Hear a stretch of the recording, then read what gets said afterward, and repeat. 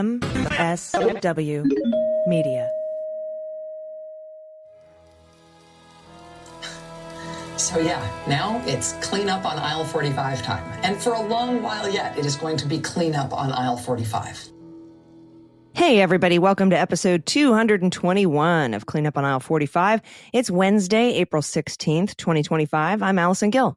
AG, episode 221. We are ticking right along. Yeah. Y'all, I am Harry Dunn. We got another busy, that's like a common theme, another busy week in the news headlines, especially with the Department of Justice calling for restitution to be returned to the January 6th defendants. This is crazy. And a judge denying Trump's bid to dismiss the Central Park 5 defamation suit against him. I'm so happy about that can go forward. Yes, absolutely. Also, the fired pardon attorney, remember the one who was told to put Mel Gibson on the list? She testified before Senate Democrats this past week, and we'll break that down. And, you know, like I said, if Senate Democrats can hold these quote-unquote hearings, well, they should do that more. Plus, Department of Justice has asked the court to release Alexander Smirnov for a minute. It's not like forever. Yeah. And U.S. Attorney Ed Martin is seeking a 48-month prison term for former MPD Officer Shane Lamond. He's the guy who leaked info to Enrique Tarrio about the Black Lives Matter flag burning. And then he lied to his friends about it. But first, we have some new patrons to thank this week. I mean, all this stuff, all these people getting out of jail while Abrego Garcia sits there. It's insane. In a prison is insane. We'll talk about that in a second. But I do want to thank some new patrons. Thank you so much for supporting our show. Lori, Addison P., Britta Kiffney, Lori Littell, Amy Barrage, and Sammy So Doc Hoppin for a cup of Joe. A cup of Joe. Thank you so much. That is good. Sammy So Doc Hoppin for a cup of Joe. Okay, all right. Well, I have a cup of Joe with me right now. A while back, because Starbucks were being dicks about unions. Yeah. We all remember that. Yeah. I bought my own espresso machine. I was like, did you really? I mean, I'm sorry, we don't swear on the public episode. Yeah. Oops. Yeeks. You bring out the best in me, Harry. Yeah. Sammy for a cup of Joe does. Yeah, for real. But thank you. We couldn't do this without you. And if you've been on the fence about becoming a patron, we could really use your support right now because of these tariffs. All the advertisers are backing out, right? They're pulling their advertising budgets. So we need you to stay afloat. And that's, again, only if you can swing it, because these tariffs are going to impact all of us. So we do appreciate you. Yeah, we're not going to cave and do the Mike Lindell My Pillow ads on this. Yeah, maybe we could just make our own pillows and sell our pillows, right? Yeah, and My Pillow sandals and whatnot. There you go. Also, we have a patron happy hour. That's one of the perks of becoming a sustaining member. And this is for the Daily Beans patrons and cleanup patrons. Harry will be there. I'll be there. That's this Friday, 4 p.m. Pacific, 7 Eastern time. Check your junk. Check your email boxes for our link. Go search around in your junk. Make sure it didn't get lost in your junk somewhere. Search your trunk for the junk. So that's going to be fun. You can ask us questions. We'll hang out. We'll have cocktails and mocktails. And I have switched to, and this isn't a sponsor, I've just switched to these cannabis cocktails. They have like 2 milligrams. I've seen those out there. Of THC and the how's it make you feel? Have CBN. Well, since they're only 2 milligrams, which I mean, for me is a lot because I never smoked weed. Sure. You and me have a lot in common in that way because I was in the military, then I worked for the VA for over 10 years. You can't, you're not doing drugs. You're not smoking weed. Anytime. Yeah, absolutely. And I sort of lost a taste for it back in high school when somebody made me take a hit out of a 8-foot graphics bong named Chewbacca because it was 8 feet tall. That is hilarious. And I was like, oh, and I was like way out of my mind, and I was like, this isn't for me. But yeah, it's kind of, I'm getting up there in age. I want to protect my liver a little bit. And so rather than drink booze, I've been enjoying small doses of THC and cannabis cocktails or functional mushrooms, and it's pretty fun. It's pretty good. That sounds interesting. So we say all that to say, bring whatever you want to drink with us at our happy hour on Friday. And we would love to see you all there. Yes, we respect your you drinking booze, and we respect you not drinking booze, whatever you're doing. Absolutely. To cope with what's going on, and to let's to take a serious turn here. We'll talk a little bit about the Abrego Garcia case. I'm watching the docket right now. You know, the judge, they had a hearing on Friday, and she's like, what the fuck? All right, I told you 9:30 to turn in where he is. Just tell me where he is and what you're doing to bring him back. And they wouldn't tell her anything. This is Judge Ginnis. And so then she's like, they're like, give us a week, give us till Tuesday. She's like, I give you 3 hours. You have till 11. 2.5 hours, 1.5 hours, not long.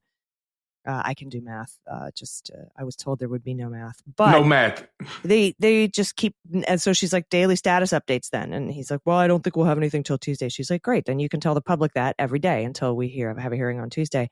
They were late on Saturday. They were on time on Sunday, and I'm checking the docket. They're and it seems like they're refresh. Still late now.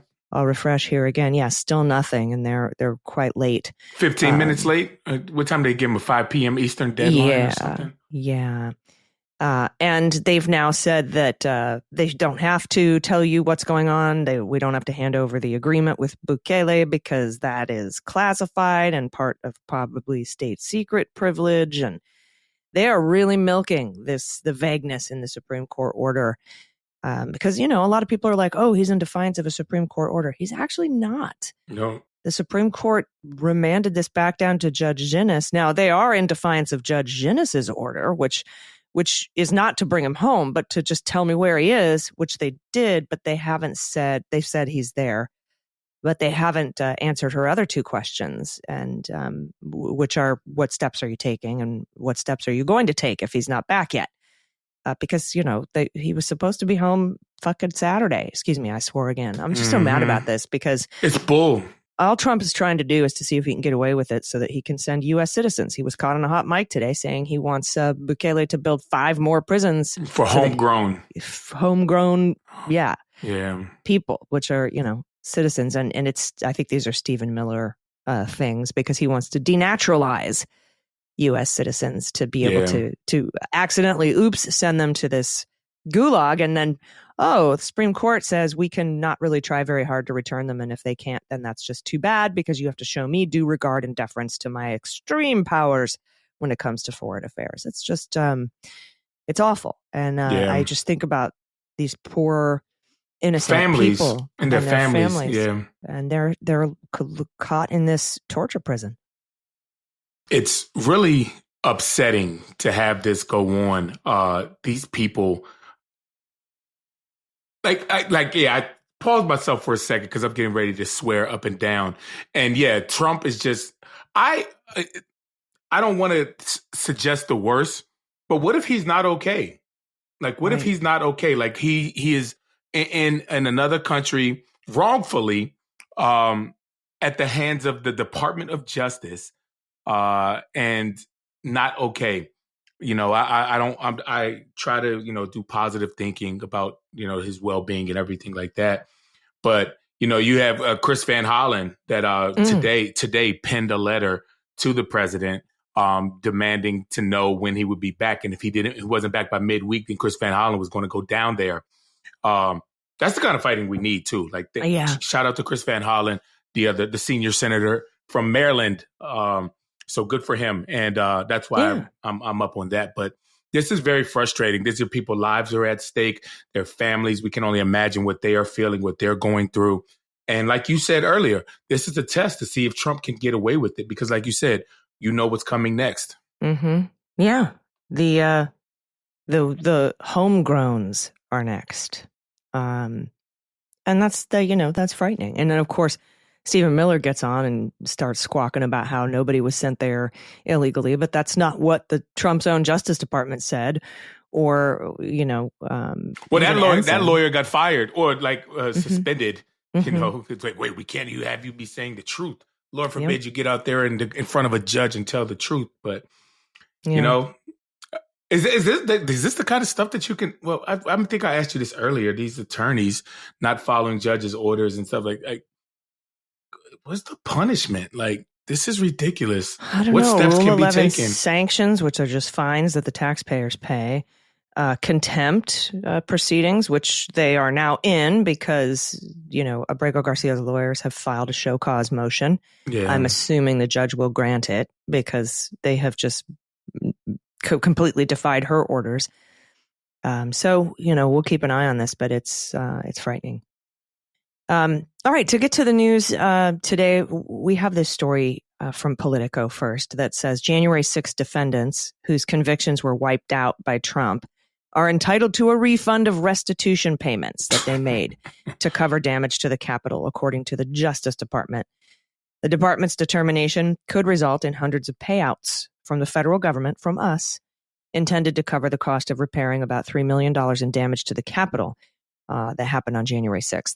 The administration revealed its position in a filing to U.S. District Judge Tanya Chutkan, who is glad she's seeing this. Who's weighing one defendant's request to be repaid $500 that he sent to the architect of the Capitol after his conviction on misdemeanor charges. The defendant, Stacey Hager, argued in February that he should be reimbursed now that his conviction had been erased as part of the sweeping grant of clemency to more than 1,500 people charged in the attack. Justice Department did not respond until Tuesday, saying the government agrees that Hager is entitled to the return of those funds. That's Assistant U.S. Attorney Adam Dreyer in that filing. That's insane. I mean, just think about it. Like you said, that money. First of all, there's multiple things to unpack here, but the one that jumps out at me, I've already accepted the fact that there's no accountability for that. I've been dealing with that expectation, the reality for a long time, but having the taxpayers, us, have to pay for it. God. They were already woefully being undercharged restitution. Undercharged. And us having to foot the bill is... the whole bill, yeah. Is even worse. They should be held accountable. But like I said, I've been dealing with that realization that there won't be accountability for them. I can't imagine what it's like for you and your colleagues who now have to pay them back for what they did to the That's Capitol. what I'm saying. It's come out of that's money comes out of taxpayer money, which everybody pays. Tax day was what, yesterday? We're recording this today. Yeah. Depending on when you listen to this, the 15th, and that's everybody's paying taxes. And it just really sucks that that I can't wrap my brain around that we are the ones responsible for paying for the damages to the Capitol. Make that make sense. The taxpayers are responsible for that. Like, that doesn't even make sense. So let me ask you a question now. With the Justice Department agreeing, does the judge get to weigh in on this any? Yeah, I'm assuming we'll see what Judge Tanya Chutkan has to say about it. So far, we don't have that information, but we should have it by the time we meet again next week, and we'll talk. But it's kind of hard when the Department of Justice is telling you to do something because there's nobody to oppose it. But the judge, maybe she'll say no. That's kind of like what we saw in New York. Obviously, two different things with Judge Del Ho. But the Justice Department is in agreement with the defendant at this time. But we all know that it's wrong. Yeah, but I think because some judges have been able to push back on, the Justice Department, we'll talk about this a little bit later, wanting to drop charges that are unrelated to January 6th. Yeah. And some judges have pushed back on that I think Judge Chutkan would be able to has it in her power to push back on this too. And then it would go up if appealed to the D.C. Circuit Court, which then, of course, would be appealed to the Supreme Court. So we'll see what happens. Yeah. Here we go, carrying on, that just, takes the wind out of my sail. But here we go with even more. In a related story, Judge James Bretter is not prepared to rubber stamp the dismissal of gun charges unrelated to January 6th. Our friend Kyle Cheney reminds us of Justice Department's inconsistency on unrelated charges. DOJ has taken the position that Trump January 6 pardons apply to, one, Ben Martin, a gun conviction with history of domestic violence. Another guy, Dan Wilson, a gun conviction with a felony record. Another guy, Elias Constianis, he has a gun conviction with history of drug abuse. And the last one, Jeremy Brown, possession of grenades, guns, and classified information. The DOJ has taken a position that the pardon does not apply to David Daniel. He was in possession of child pornography. 2, Edward Kelly, conspiracy to murder law enforcement who investigated him. And finally, 3, Taylor Taranto, threats and firearms possession. Mm-hmm. Yeah, and this judge, Bretter, in the Elias Castellanos case, says perhaps there's some good faith reason for these seemingly inconsistent positions, and perhaps taking such inconsistent positions does not rise to the level of bad faith, meriting denial of a Rule 48 motion. Further, to the extent that this court rules that the January 20th pardon does not apply to Castellanos' conviction, it is not clear whether the government's differing interpretation of the pardon could form the basis of a Rule 48 motion. As noted above, the court can't simply act as a rubber stamp, and although the court's discretion is tightly limited in this context, the leave of court requirement in Rule 48A provides the court with, quote, a discretion broad enough to protect the public interest in the fair administration of criminal justice. So he's asked, change my mind, basically, he says. He's asking for briefings by April 21st, and we'll keep you posted. Yeah. And from Kyle Cheney also, again, the Justice Department is preparing to return $63,000 it seized from January 6th defendant John Sullivan, a favorite target of MAGA conspiracy theorists, that he made from selling footage of the riot, including moments around Ashley Babbitt. Ed Martin wrote, United States seized pursuant to a court-ordered warrant $62,813 and some change in funds defendant had made selling the footage he had taken at the Capitol on January 6th. The supporting affidavit alleged probable cause to believe those funds were subject to both civil and criminal forfeiture.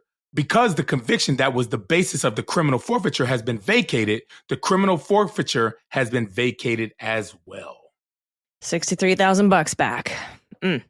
Just for documenting, unbelievable. For making money off his crimes, basically. But since his crime was vacated, so is the forfeiture. That's according to Ed Martin.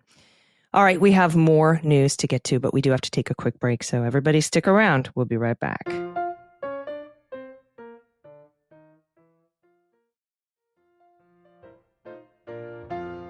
Hey, everybody, welcome back. Before we get into the B block here, wasn't there, Harry, you were texting me about a lawsuit from Representative Troy Nehls about January 6th? Troy Nehls, the cigar-smoking former sheriff, I believe, out of Texas, that was a freshman member on January 6th, is suing the United States Capitol Police for $2.5 million. This is out of Politico from Kyle Cheney and Haley Fuchs. Representative Troy Nehls' unusual lawsuit filed in federal court in his home state of Texas. Interesting. He filed it in Texas, although it happened in Of course he filed it in Texas. Of course he filed it in Texas. Accuses the Capitol Police of improperly entering his office in November 2021 and taking pictures of a whiteboard that had notes related to legislation. Of course, the Capitol Police declined to comment on the lawsuit, but the department has long denied the allegations that leadership targeted Nehls for his criticism. If a member's office is left open and unsecured without anyone inside the office, USCP officers are directed to document that and secure the office to ensure nobody can wander in and steal or do anything nefarious. This came out in 2022 when the allegations first arise for Nehls. But Nehls called the actions as part of the attempt to chill his criticism of the department. And his lawyer, Terrell Roberts, has represented the family of Ashley Babbitt, I think that's of note, a January 6th rider who was shot and killed by Capitol Police as she breached the U.S. Capitol. A spokesperson for Nehls did not immediately return the request for comments. But what are your thoughts on this? I mean, I got plenty, but... It'll go nowhere. Once it hits discovery and he has to be deposed, he'll drop his suit. I think this is just for show, but I mean, ridiculous, right? Yeah. As you read on further, it says Nehls' lawsuit accuses the Capitol Police of violating his First and Fourth Amendment rights, as well as the Constitution's speech or debate clause, which protect members of Congress from being questioned by authorities outside the legislative branch. However, the Capitol Police, as Nehls acknowledges... Nehls. No. That's not how it works. Listen, exactly. Baby, we can search your shit. And if there is privileged stuff, you can file a motion that it's privileged and can't be used. And a judge makes that determination. You can't stop the cops from searching you because they have probable cause using the speech or debate clause. Oh, man. He knows that, though. He knows that. And it goes on to say, however, the Capitol Police, as Nels acknowledges, are housed within Congress. So it's unclear how that clause could even be applied. But the only thing I just wonder about is it being, filed in Texas. Yeah. Well, that'll be a venue challenge, I'm sure. Yeah. And it'll lose. It's not going anywhere. He's just doing it for the talking point, honestly. But imagine that, suing the people that are protecting you every day. Yeah, it's a piece of work. Piece of work. Also, some more Justice Department news. And this has to do with our good, amazing witness for Jim Comer and Jim Jordan. Alexander Smirnov, right? This is from the Times, the DOJ, in an abrupt reversal. And by the way, the reversal, it's not so much an abrupt reversal. It's that before when Joe Biden was president, they had one stance and now they have a different stance. But they have asked a federal judge late Thursday to release the former FBI informant from prison pending appeal of his conviction on charges that he peddled misleading claims seized on by Trump allies to falsely accuse Biden's family of taking bribes. He made the whole thing up out of whole cloth. A federal prosecutor in California filed the request under orders from senior Justice Department officials in Washington. It's the latest in a series of moves to scrap or soften punishments against Trump's supporters, including members of the violent mob that attacked the Capitol. The former informant, Alexander Smirnov, a shadowy fixer whose debunked claims were once promoted by the now FBI director, Kash Patel, agreed in December to a 6-year sentence. He pled guilty. He admitted that he fabricated the claim that Biden and his son were each paid $5 million by a Ukrainian oligarch. He pled guilty. He pled guilty to it, which is a common theme with these individuals. The Smirnov case was an offshoot of the federal investigation into Hunter Biden, as you just talked about. And the plea deal was negotiated by David Weiss, the special counsel leading the inquiry, who stepped down in January. The prosecutors who conducted the investigation officially withdrew from the case on the day the motion was filed. Under the Biden administration, the Justice Department had argued against the release of Mr. Smirnov, who was arrested at the Las Vegas airport after returning to the United States from overseas. I wonder where he was. In May 2024, the Court of Appeals for the Ninth Circuit backed the department in rejecting Mr. Smirnov's request to be released from pretrial custody, deeming him a flight risk. I mean, they literally caught him coming back into the country with connections overseas who might help him evade capture. And in about face last Thursday, the government joined Mr. Smirnov's defense team to ask Judge Otis D. Wright II of Central District of California that he be released and confined to Nevada with permission to travel to San Francisco to consult a doctor about a severe eye condition. Okay, so they want him fully out of prison. So it's not just to go to the eye doctor. They want him released, but confined to Nevada, like I guess with a GPS device, and permission to travel to San Francisco because there are no eye doctors in Nevada, I guess. Must not be. Be. Okay. A hearing has not yet been scheduled. It is possible the judge could reject the motion. I hope the judge does. Justice Department spokesman did not respond to requests for comment, and neither did Smirnov's lawyer. In the filing, the government said that there's clear and convincing evidence for the defendant's nonviolent offenses of conviction shows that the defendant is not likely to flee or pose a danger to the safety of any other person. Last year, agents searching Smirnov's luxury apartment found a small arsenal of firearms. As a felon, he's not entitled to keep them. Mm-hmm. The indictment of Smirnov was a significant embarrassment to congressional Republicans who embraced his bogus claims as evidence that the former president was the head of a crime family. It was the type of assertion he included in his official reports to the bureau handler.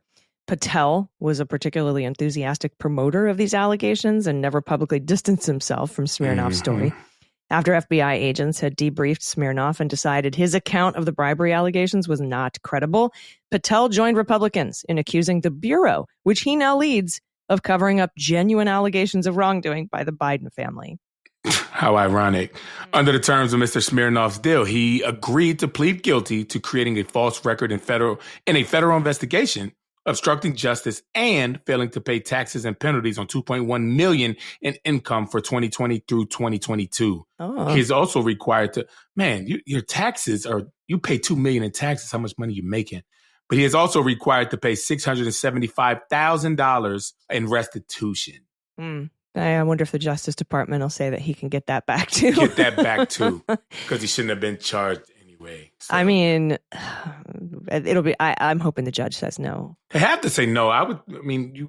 You almost got to make Donald Trump pardon him, right? Yeah. Originally, they wanted to change the venue back to Vegas, and this judge was like, "Hell no!" And no, he's going to be detained. He's going to be in pretrial detention. So we'll let you know what the judge says. I'm thinking the judge will reject this outright and be like, "No, he pled guilty. He's staying in prison. Thank you for playing." Yeah, exactly.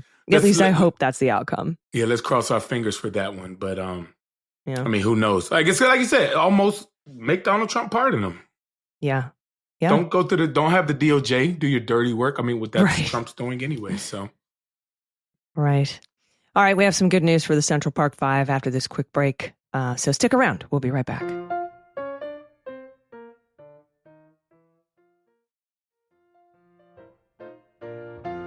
All right, we're back. And as Allison just talked about, we have some good news. We are welcoming good news in this day and age. So a federal judge has rejected President Donald Trump's effort to dismiss a defamation lawsuit against him filed by the men formerly known as the Central Park Five, who were exonerated after spending more than a decade in prison for the 1989 rape and beating of a woman who was jogging.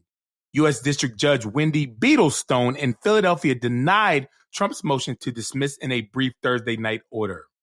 The five men sued Trump in the midst of last fall's presidential election campaign, accusing him of making false and defamatory statements about them during the September 10th debate in Philadelphia with then Vice President Kamala Harris. Yep, I remember this. Trump misstated key facts of the case when Harris brought up the matter, saying, quote, "They admitted, they said, they pled guilty. As I said, well, if they pled guilty, they badly hurt a person, killed a person ultimately. And if they pled guilty, then they pled, we're not guilty." That's his quote. The men, Yusuf Salaam, Antron McCray, Kevin Richardson, Raymond Santana, and Corey Wise never pled guilty. They were convicted after jury trials. Also, no victim died. So all kinds of defamation going on there. In a statement, their lawyer, who is Shannon Spector, said they are gratified by the court's ruling and thorough analysis and look forward to discovery, trial, and the ultimate vindication of these five fine men. Man, me too. I do. We all should remember when Trump went on to defame them, because it was at the DNC where they came out and spoke. They were recognized on stage at the DNC, and then shortly after, Trump goes on to defame them even more. The men had asked for compensatory and punitive damages, saying Trump had knowingly defamed them, purposefully made false statements about them, and sought to inflict severe emotional distress on them. See no lies there. Judge Beadlestone's order dismissed the claim for intentional infliction of emotional distress. Trump's lawyer, Karen Swigert, in a statement called the lawsuit an unfounded and meritless attack on Trump. How? The judge's dismissal of uncertain claims is a victory, Swigert said, and vowed to continue fighting to protect the First Amendment rights of not just the president, but all Americans. Gee, thanks. Yeah. So this is good. Now, she did dismiss that one claim for intentional infliction of emotional distress, but purposefully making false statements and that Trump knowingly defamed them still on the table. And in a related good news story from NPR, a Delaware judge, once again, has found that a conservative news outlet broadcast false and defamatory claims about the role a voting technology company played in the 2020 election. This time, that network is Newsmax, Fox News' upstart rival, which is fresh off a successful initial public offering. Following Joe Biden's victory over Trump that November, Trump's allies and supporters took to right-wing media to accuse Dominion voting systems of rigging the vote to help Biden win. In his opinion, Judge Eric Davis said Dominion presents clear and convincing evidence that shows Newsmax broadcast segments with inaccurate information that would likely cause reasonable viewers to think significantly less favorably about Dominion than if the viewers knew the truth. He also noted that Newsmax's clarification posted in mid-December 2020 about a lack of evidence of voter fraud showed that Newsmax acknowledged the falsity of several lies regarding Dominion and the election. Clarification post, of course. If the lawsuit heads to trial as scheduled later this month, the jury will be asked to decide whether to award damages and how much, and whether the broadcasts were aired with actual malice, which means knowingly or falsity or disregard for the truth. Wednesday's ruling was another win for Dominion from the same judge who presided over a similar defamation lawsuit the voting tech company brought against Fox News. Same judge. They got the same judge. Wow. That case also linked to false claims and rigging of the 2020 election resulted in a $787.5 million settlement on the eve of the trial. Yeah, like right before trial was about to begin, Fox was like, settle. The ruling caps an extraordinary roller coaster for Newsmax and its founder and CEO, Chris Ruddy. On March 21st, Ruddy was sitting in the front row of the Delaware courtroom listening intently as Dominion lawyers tried to personally hold him and key executives liable in the case. And just a few days later, Ruddy would be on the phone with Trump, drumming up excitement for Newsmax's impending public launch. By the following week, Ruddy would reportedly become a billionaire as Newsmax stocks soared over 1,000% in the hours after its IPO.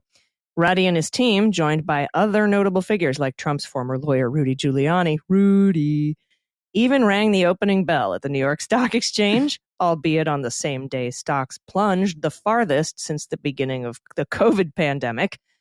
Within a week of going public, Newsmax also announced a standby purchase agreement with Yorkville Advisors for up to $1.2 billion with a B.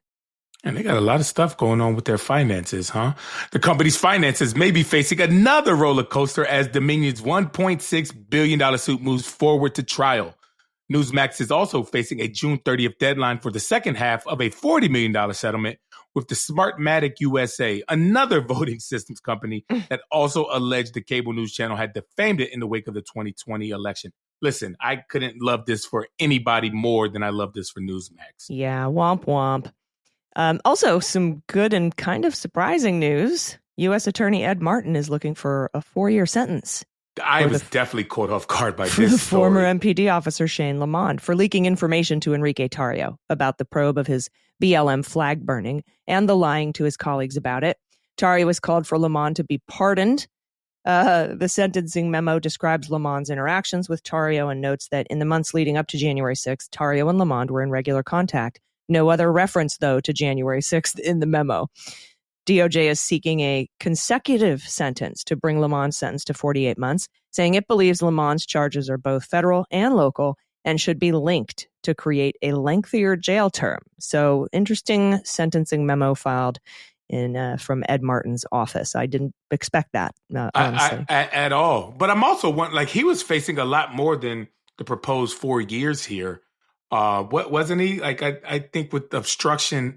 I mean that. That was for January 6th. That was This is regarding the flag. Yeah. Though. Yeah. This is the cop. Actually, it's not even Enrique Tarrio.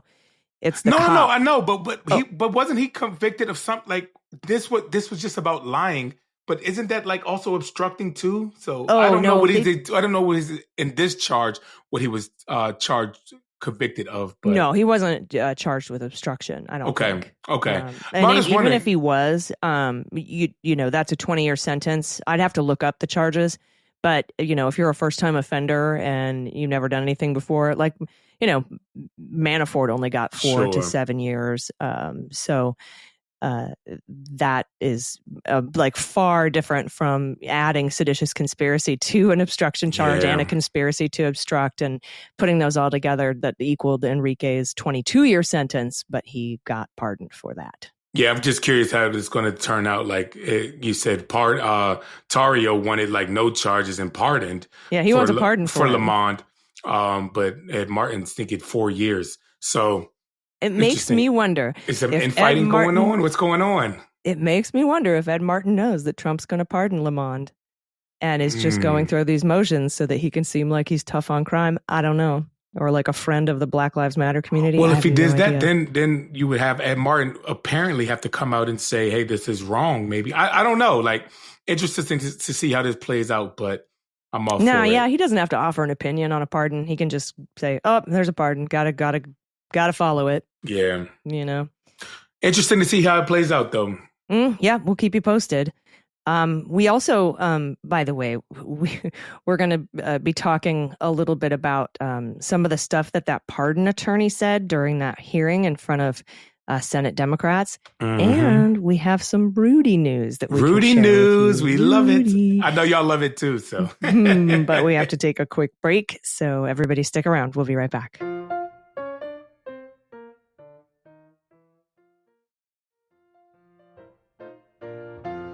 All right, everybody, welcome back. We have our Hall of Fame patrons to thank today. These are, folks who I think donate $10 and on an ongoing basis or more. So thank you so much to our Hall of Famers. We will survive. Feral Therapist. Please don't read this on the pod. We don't need a call out. Thanks for what you do. Roberta Reed, Alma Rennan, Steve Towell, Sharon Tukalski, Fran Reichenbach, and January 20 Baby, who shares a birthday with me. So again, thank you, Hall of Famers. If you want to be shouted out every month on this show, you can become a Hall of Fame patron. Again, it's patreon.com/aisle45pod. All right. We have just a couple more stories for you. This is from the Associated Press.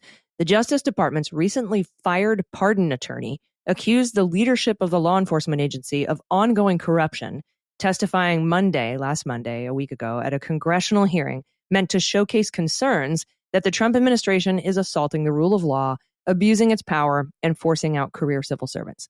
Quote, "It should alarm all Americans that the leadership of the Department of Justice appears to value political loyalty above the fair and responsible administration of justice." That's what Liz Oyer said.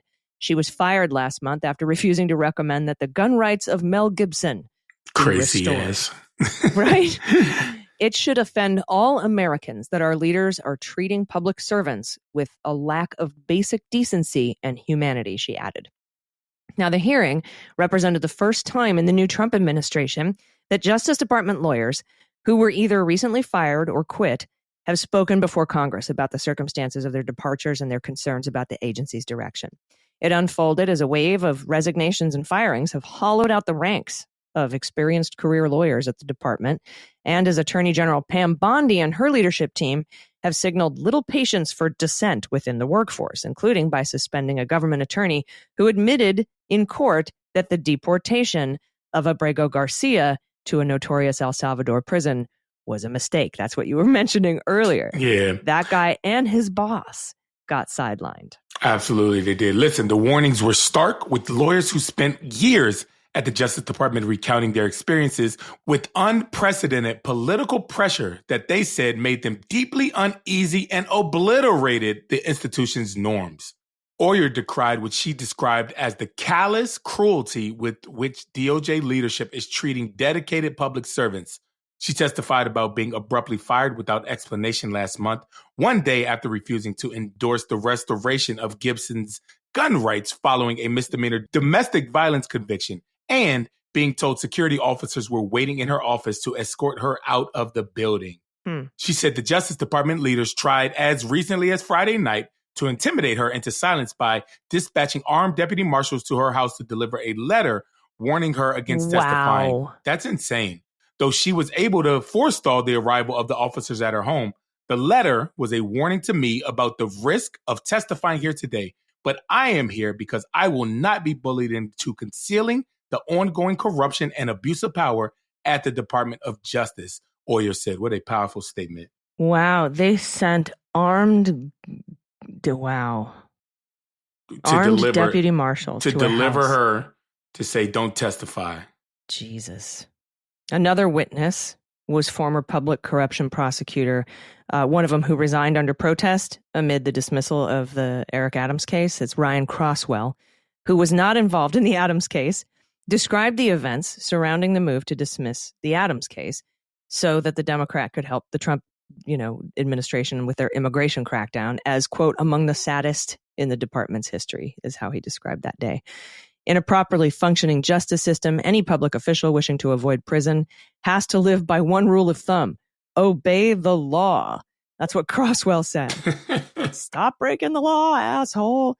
That's a great quote, by the way. Liar. I use it all the time. And quote, and this action raised an even more chilling question. Is the Justice Department that will drop charges against those who acquiesce to a political command, a Justice Department that will bring charges against those who don't. Wow. He recalled how a senior Justice Department official directed Crosswell's section to identify 2 prosecutors willing to submit that motion to dismiss the Adams case with the implicit offer of career advancement for those who did and potential punishment. You'd be fired if you did not. One person ultimately stepped forward and Crosswell resigned. It was Edward Sullivan who stepped forward, by the way. Ed Sullivan, yeah. Quote, I didn't have a job lined up or insurance lined up, but I'd rather be unemployed and not be insured than to work for someone that would do something like that to my colleagues, he said. That's some scary stuff, man. And they, like you said, most of these people that are in these offices right now, they're career prosecutors, civil servants. That's the word I was looking for, civil servants. Yeah, they make no money. They're not political. I mean, sure, they, obviously they vote, but they're just doing their damn job. Yeah. And they're making it, as you see by the testimony and the statements, they're making it almost impossible to do so and to have a conscience while doing so. But we move on because Rudy, we got Rudy news. So listen, Rudy has made the dramatic U-turn over Donald Trump's crooked choices after years of working as his fixer. Then battled former New York City mayor who recently announced he was thinking about running in the Big Apple again. Like, wait, maybe I'll run again. I don't know. He sat down with conservative pundit Eric Bolling on Friday and shared his concerns about the president's Justice Department. The 80-year-old, he looks every year of 82, who is currently facing mounting legal woes, told Bolling that although he's pleased with the changes at the Justice Department, he still has problems with crooked choices made by FBI Director Kash Patel and Attorney General Pam Bondi. He specifically said he didn't agree with the way that Patel and Bondi have been, quote, going after Catholics in the Justice Department and the January 6th participants. So his big beef with the Department of Justice how is he going to get is the Catholics. That's his beef. That's rude. Man, what an idiot. The conversation kicked off after the political commentator brought up the civil case involving Giuliani, where he defamed Georgia election workers. Bolling then brought up Steve Bannon, who served 4 months in prison for contempt of Congress, and Pete Navarro, who served the same amount of time behind bars for defying a congressional subpoena. Giuliani said that despite getting a lot of sympathy and a lot of support after getting beaten up pretty bad, his friends, Bannon and Navarro, had it worse. Quote, I must have arrested 5,000 people. I probably used leg irons once or twice. I can't even recall it. It would probably have to have been 5 times murder, a 5 times murder. That's what he said. So I think what he's trying to say is that, remember Navarro said, they put me in leg irons. Yeah. And so Rudy's like, I've arrested 5,000 people. I only used leg irons twice. And it would have to be for a 5 times murder, whatever that means. That was just done because the FBI is crooked, Giuliani said. So that's his problem with the FBI. And for some reason, leg irons. Yeah, and that wasn't Pam Bondi or Kash Patel, by the way. That was Attorney General Merrick Garland. But and there were no leg irons. Anyway, just really a weird couple of statements from the former mayor. Giuliani's latest rambling statements come right after he announced he might be running for New York City mayor again. His spokesperson and political advisor, man, what a terrible job to have. Rudy Giuliani's spokesperson. Ted Goodman echoed his statement, telling the DailyMail.com, anyone who knows Rudy Giuliani knows that he's not the type of guy to shy away from a fight. And he's not the kind of man to sit down idly by while New York City continues to flounder. He looks like a flounder and sink further into the abyss. He's not going to sit idly by. He's going to fall down drunk. But you know what? Like, go for it, Rudy. We love Rudy content and Rudy news on here. So I am like, go do it, Rudy, please. Yeah, it's all right to Rudy Giuliani and encourage him to run for New York City. Do it. The podcasters need you, Rudy. Oh, man, that's from the Daily Mail too, by the way. I know. When you've lost the Daily Mail, shit's bad for you. That's not good. Leg iron. So none of that made any sense. He's mad at Pam Bondi and Kash Patel because Navarro had leg irons and didn't do a 5 times murder, whatever that. You can't make it make sense. So 5 times murder. That's what I want to call this episode. 5 times. 5 murder. times murder. That's it tracks. It tracks. I don't even know what he's trying to say. Like somebody who killed 5 people, or a person who has murdered been convicted of murder 5 times. I don't know. Like this is. Or your murder was 5 times worse than the regular murder? Like, we're not even diving into the substance of what he said. It's just like, Rudy, you're so dumb. What the hell does this mean? Like, you can't even say. You can't even parse what he's talking about. You can't.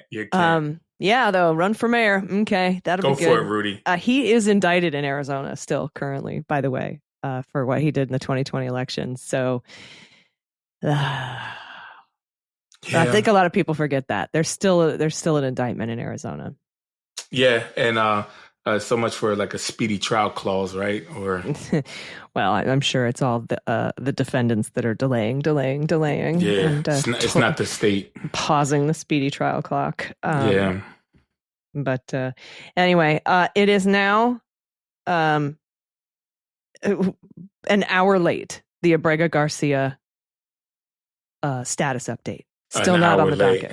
I think it's just they're purposefully defying them now. Especially since Ensign argued Friday that he might be able to have something for them by Monday. And we record this on Monday, and they still haven't even filed their status update. Does Pam Bondi, like, this is her doing, no? Yes?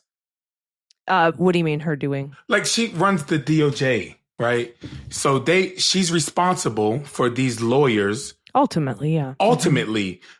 Something this high caliber, not the caliper, the part on your brakes, caliber, she has to be, like, listen, ultimately everybody's in charge. The heads of the departments are in charge, right? But yeah, well, I'm sure Ensign has his marching orders from Trump and Bondi and everyone else. He was, pulled in and made an appearance, filed for an appearance today on Monday. So they're not even going through the interim U.S. attorney or assistant U.S. attorney that they were going through in Maryland. So they've just pulled everybody off the case, and now they're just having Ensign do this and a couple other lawyers. So I'm assuming, Harry, because it's so high profile, that Ensign isn't making this decision on his own to defy these court orders. Mm-hmm. I mean, but it's lock and step with what Trump wants. So, I mean, everybody in the world hates that guy, and Donald Trump loves you. So, yeah. And we know, we watched the press conference with Bukele in the Oval Office today. He's like, I can't smuggle somebody across the border. I can't smuggle somebody in the United States. Bukele is saying exactly what Trump has told him to say. Mm-hmm. Because Bukele is a lesser dictator, Yeah. And so Trump's marching orders on this case are definitely being followed by Bondi and Ensign and everybody in the Department of Justice in between, as well as Bukele and Rubio, anybody else, Kristi Noem. Yeah. I'm looking forward to, and we'll know by the time this episode airs, because there's another hearing on this on Tuesday, which is tomorrow for us, yesterday for you listening on Wednesday.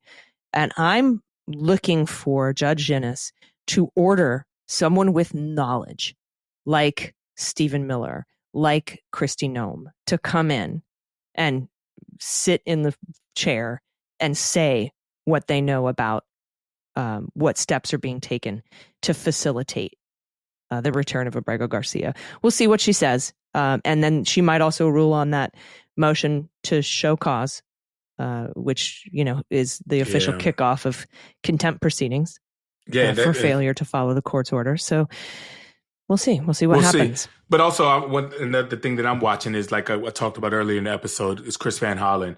He says as if he hasn't heard back midweek, where he's not back by midweek, then he's coming down there. Let's just see how that plays out. Because like you said, they could say, hey, don't come down here. You're not welcome here. So what would that do for diplomacy with Venezuela? Listen, there are a lot of Republicans who don't have a spine, that don't have courage to do anything. But a lot of them don't like pissing off getting in pissing contests with world leaders. So this is a full-on impeachable offense, though. It really and it's is. the Republicans who can do that.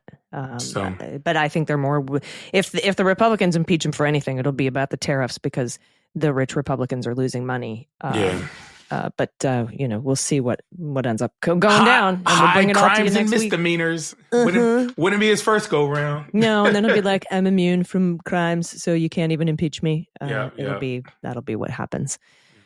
All right, everybody. Thank you so much. Thanks to our new patrons. Thanks to our Hall of Fame patrons. Thank you so much to all of our listeners, near and far. We will see you Friday, hopefully, if you're a patron, on the happy hour. That's going to be at 4 p.m. Pacific, 7 Eastern. Check your email, check your inbox, check your junk and spam for an email from us with the link to that Zoom call. We always have such a good time. It's always fun. Mm-hmm. It's always fun. It's a nice respite from all the insane bullshit that's going on. So we look forward to seeing you there. And again, if you've been on the fence and you can swing it, please become a patron. Patreon.com/aisle45pod, AISLE45POD. All right, Harry, I know that tomorrow night you're going to be in New York. I'm excited about that. Going up there with Jim Acosta, Michael Cohen, Molly Jung Fast, Don Lemon. It should be a good time. Just doing the town hall thing. Mm-hmm. People need inspiration, and I'm happy to be able to be part of that. So really excited to seeing y'all up in New York. Those that are listening, that'll be last night. Well, yeah, that were there. Yes, you're right. So too late. It was good to see y'all. It was so good to see y'all. Hey, thanks for that one lady that ran up to me, gave me a hug. Thank you. I'm speaking into existence because it's going to happen. So. Yes. Well, I mean, there should just be. You should have a sign that says free hugs. People will line up instead of a kissing booth. A hugging booth, right? Yeah, $5. Donate it to the campaign, and love that. You get just hugs. You get do it. You get a patented Harry Dunn. Patented Harry hug. That's it. So you might be onto something, AG. I think so. I think I might be. Yeah, monetize that shit. That's it. So at least for charity or for good campaign, for good trouble. Yeah. All right, everybody. We'll see you next week. Thanks so much for listening. Honestly, I've been Allison Gill. Harry Dunn. Thanks, y'all. Clean Up on Aisle 45 is written, researched, and produced by Allison Gill, with editing by Molly Hockey. Our art and logo design are by Joelle Reeder and Moxie Design Studios, and our music is composed and performed by Adam Orr. Clean Up on Aisle 45 is a proud member of the MSW Media Network, a collection of creator-owned podcasts dedicated to news, politics, and justice. For more information, visit mswmedia.com.